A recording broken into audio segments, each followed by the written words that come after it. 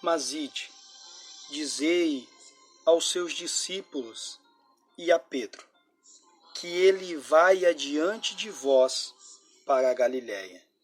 Ali o vereis, como ele vos disse. Marcos, capítulo 16, e o verso 7.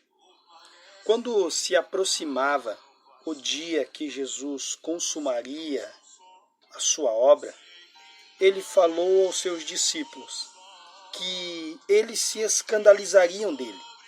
Mas Pedro respondeu que mesmo que todos se escandalizassem, todavia ele não se escandalizaria.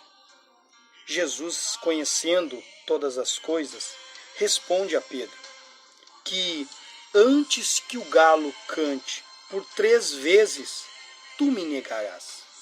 Pedro responde com toda a convicção: ainda que seja necessário morrer contigo, não te negarei. Depois que Jesus está nas mãos dos soldados romanos, Pedro está observando distante, até que chega uma criada e o reconhece, mas ele nega, diante de todos, e se retira. Mas outra criada o reconhece, e ele novamente nega, com juramento, dizendo: não conheço tal homem. E logo depois, as pessoas que estavam perto dele disseram: verdadeiramente, você é um deles. E ele imediatamente falou: não, eu não o conheço. E o galo cantou.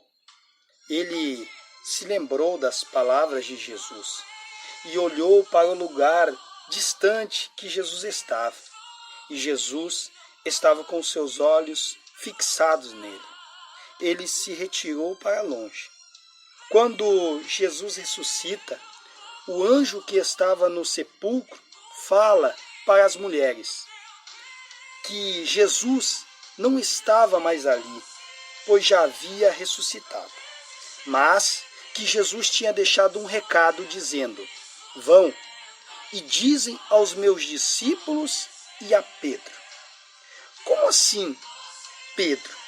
Pedro era um discípulo, porque o anjo teve o cuidado de falar aos seus discípulos e a Pedro que Jesus ia adiante deles. Era só falar aos seus discípulos. Aqui eu percebo o cuidado, o zelo, a atenção de Jesus nos surpreende.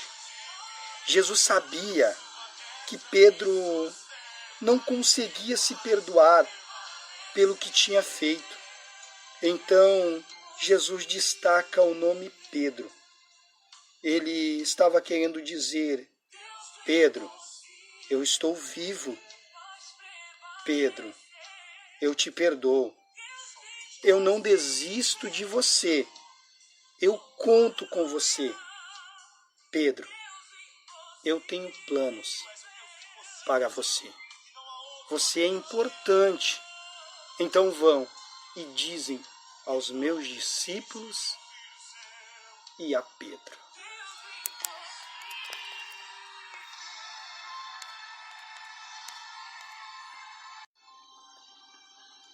Mas ide,